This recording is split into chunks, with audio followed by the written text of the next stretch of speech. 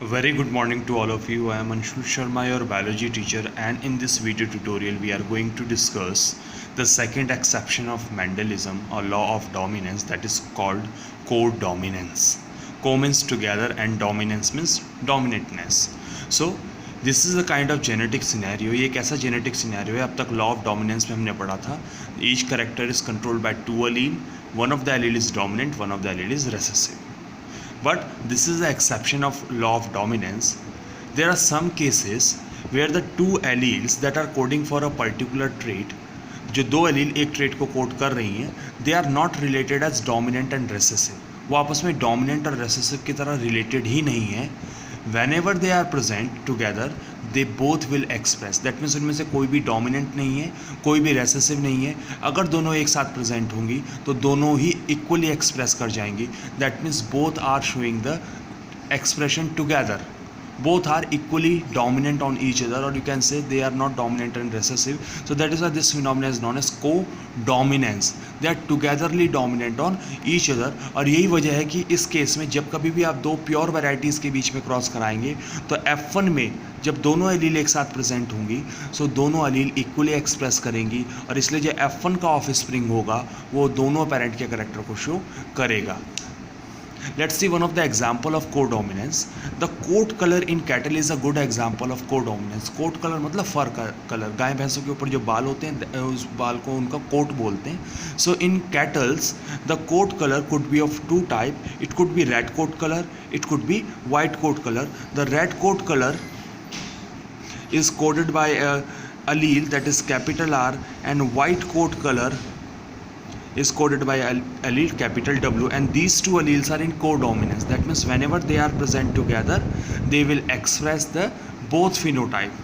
So what happens when we cross a red coat color cattle with a white coat color cattle? Here one more thing you can see, I am using the capital R and capital W for these two different alleles. सिर्फ codominance के case में ऐसा होता है कि जब हम दोनों अलील को अलग अलग कैपिटल लेटर से रिप्रेजेंट करते हैं, क्योंकि capital letter represent the dominance, और क्योंकि यहाँ पे दोनों ही डोमिनेंट हैं इसलिए दोनों को ही हम कैपिटल लेटर से रिप्रेजेंट कर रहे हैं. वरना अब तक जहाँ भी हमने पढ़ा या तो हमने डोमिनेंस का पढ़ा या फिर इनकम्प्लीट डोमिनेंस का पढ़ा.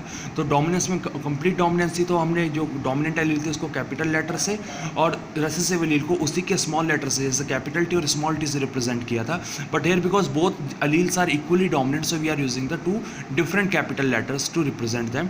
So when the red coat color cattle that have the genotype capital R are crossed with the white coat color cattle that have the genotype capital W, when these two cattle are crossed with each other, so what we observe, when this cattle will produce the gamete, it will produce only one type of gamete with capital R, it will produce only one type of gamete with capital W, and by the blending of these two types of gamete in F1 generation scientists observe the roan coat colour cattle. ना roan coat colour क्या होता है? It is a coat colour when cattle की body के ऊपर red और white दोनों colour के बाल इक्वल नंबर में प्रेजेंट हो तो वो भूरा सा शेडी सा कलर दिखाई देता है, and that colour is known as roan coat colour. That means these two alleles are not dominant and recessive. जब ये F1 ऑफ स्प्रिंग में साथ साथ प्रेजेंट थी तो इस केस में हुआ क्या कि रेड अलील और वाइट अलील दोनों एक्सप्रेस हुए, और इस वजह से ना तो रेड कलर आया ना वाइट कलर आया, हमारे पास दोनों कलर आए और वो अपीयरेंस दिखाई जाए रॉन कोट कलर का. इन the case of incomplete dominance third phenotype आता था. रेड और वाइट फ्लावर के बीच में क्रॉस कराने पे हमें पिंक फ्लावर मिलते थे, ये किसी भी पेरेंट से रिजेंबल नहीं करता था.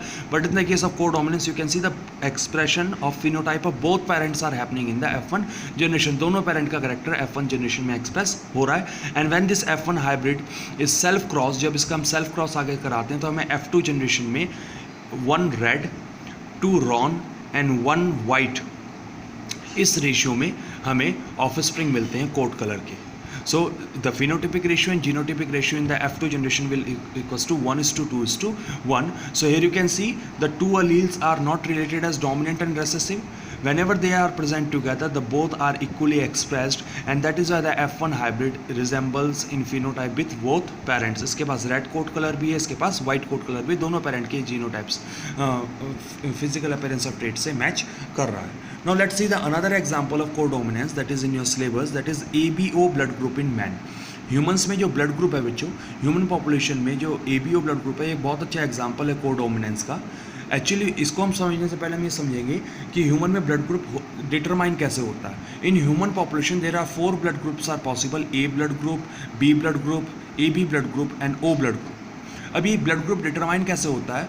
ह्यूमन में ब्लड ग्रुप डिटरमाइन होता है by the presence of antigen on the surface of RBC. Here you can see the surface of RBC. इस आरबीसी के सरफेस के ऊपर कौन सा शुगर या कौन सा म्यूकोपॉलीसैकेराइड प्रेजेंट है, जिसको म्यूकोपॉलीसैकेराइड शुगर को हम एंटीजन भी बोलते हैं। सो कौन सा एंटीजन प्रेजेंट है आरबीसी के सरफेस के ऊपर, इससे ह्यूमन का ब्लड ग्रुप डिटरमाइन होता है। और ह्यूमन की पॉपुलेशन में ये एंटीजन दो तरह के हैं। Here I will represent the A antigen with red colour and B antigen with black color.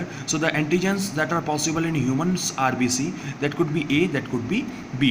So if a human have the A antigen on the surface of RBC, अगर किसी human की RBC के surface पे केवल A antigen present है तो उसका blood group ए होगा। यदि उसके आरबीसी के सरफेस के ऊपर केवल बी एंटीजन प्रेजेंट है तो उसका ब्लड ग्रुप बी होगा।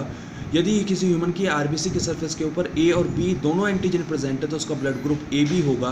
और यदि किसी ह्यूमन की आरबीसी के सरफेस के ऊपर कोई भी एंटीजन प्रेजेंट नहीं है तो उसका ब्लड ग्रुप ओ होगा। So this is how the blood group in human beings are determined. Now the gene that is responsible for the synthesis of antigen, that gene is gene capital I। और human population में इस gene की 3 alleles possible हैं, 3 alleles हैं। The first allele is I A that produce the A antigen. अगर ये allele present होगी तो ए एंटीजन प्रोड्यूस होगा। आई बी, अगर ये एलील प्रेजेंट होगी तो बी एंटीजन प्रोड्यूस्ड होगा। और स्मॉल आई, अगर ये एलील प्रेजेंट होगी तो this allele codes for no antigen, that means अगर ये प्रेजेंट होगी तो कोई भी एंटीजन प्रोड्यूस नहीं होगा। Now these 3 alleles are related with each other in a manner the IA and IB are in codominance, that means whenever these 2 alleles are present together the both will express, but both are equally dominant over small I। इसका मतलब क्या है कि IA और IB तो आपस में को डोमिनेंस में है, बट ये दोनों ही स्मॉल आई के ऊपर डोमिनेंट। दैट मीन्स अगर कभी पे IA स्मॉल आई साथ में प्रेजेंट होगी तो IA स्मॉल आई को सप्रेस कर देगी और केवल IA एक्सप्रेस होगा और A एंटीजन बनेगा। यदि IB स्मॉल आई प्रेजेंट होगा तो इस केस में IB स्मॉल आई को सप्रेस कर देगी और केवल B एंटीजन बनेगा। बट कभी IA और IB एक साथ प्रेजेंट होंगे तो इस केस में, क्योंकि ये दोनों कोडोमिनेंट्स में हैं, तो इस केस में दोनों एलील एक्सप्रेस करेंगी और जो आरबीसी होगी उसके सरफेस पे A और B दोनों एंटीजन प्रेजेंट होंगे तो ब्लड ग्रुप AB होगा। So in humans the 3 alleles that determines the blood group, out of these 3 allele the IA and IB are in co-dominance and both alleles are dominant over the small I allele. Now discuss another thing. However human species में blood group के लिए 3 alleles possible हैं, but क्योंकि human एक diploid organism है and you know in a diploid organism for each trait the 2 alleles are possible. They could be similar, they could be dissimilar, that means homozygous heterozygous हो सकता है, but एक diploid organism में किसी एक character के लिए केवल मैक्सिमम नंबर ऑफ एलील 2 ही हो सकते हैं। So however in human species the number of allele that codes for blood group they are 3, but in a single human beings only 2 alleles are possible and it is a good example of multiple alleles also। Multiple allele अब तक Mendel ने बताया था कि in every species for a particular trait 2 alleles are possible, but जब further genetics में study करी गई तो ये भी देखा गया कि कई बार ऐसा भी देखने को मिलता है कि किसी एक स्पीशीज में एक करेक्टर के लिए मोर देन 2 एलील प्रेजेंट होते हैं, and this phenomena is called multiple allele. So in humans for blood group more than 2 alleles, 3 alleles are there, so this is an example of multiple allele. और जब कभी multiple alleles हमें मिलती हैं तो उन एलील्स के कितने total number of genotype possible है उसके लिए एक फार्मूला है, N multiply by n-1 and here n is the number of allele. So in the case of human the number of allele that are coding for blood group they are 3, so we can put the value n is equals to 3 in this formula. So 3 into 3 minus 1, so that will be 3 into 2, that will be 6. तो humans में blood group के लिए 6 genotypes possible है. So what are that genotypes? The genotype could be both alleles could be IA, it could be IA small I, it could be IA IB, it could be IB small I, it could be IB and it could be small I small I. So these are the 6 genotypes that are possible in humans for the blood group. In this condition you can say only IA alleles are present, so the antigen that will be synthesized is only A antigen and the blood group will be A blood group. In this case, Ia and small I both are present. Ia will suppress the small I, and that is why A antigen will be produced here. So blood group will be A blood group. Here you can see Ia and Ib both are present. So both are in codominance. So both will express on the surface of RBC. Both antigens are present. So that is why the blood group will be AB blood group. In this case, you can say IB and small I are present. IB will suppress the small I. Only IB will express. Only B antigen will be there. So blood group will be B blood group. In this case, only IB is present. So the only B antigen will synthesize. Blood group will be B blood group. And in this case, both small I are present. That means no antigen will be synthesized on the surface of RBC. There will be no antigen, and that is why the blood group will be O blood group. So this is how the blood group is determined in human beings. Always remember, human being gets one allele for the blood group from his father and one allele for the blood group from his mother. Now let's discuss how the inheritance of character occurs in humans. So let's take a problem. If a man heterozygous for blood group A is married to a woman that is heterozygous for blood group B, find out the possible blood group in their offspring. So in the question, the genotypes of the parents are explained. The male is heterozygous for blood group A. Heterozygous for blood group A, that means having the dissimilar allele for blood group A, and there is only one possible genotype, that is Ia and small I.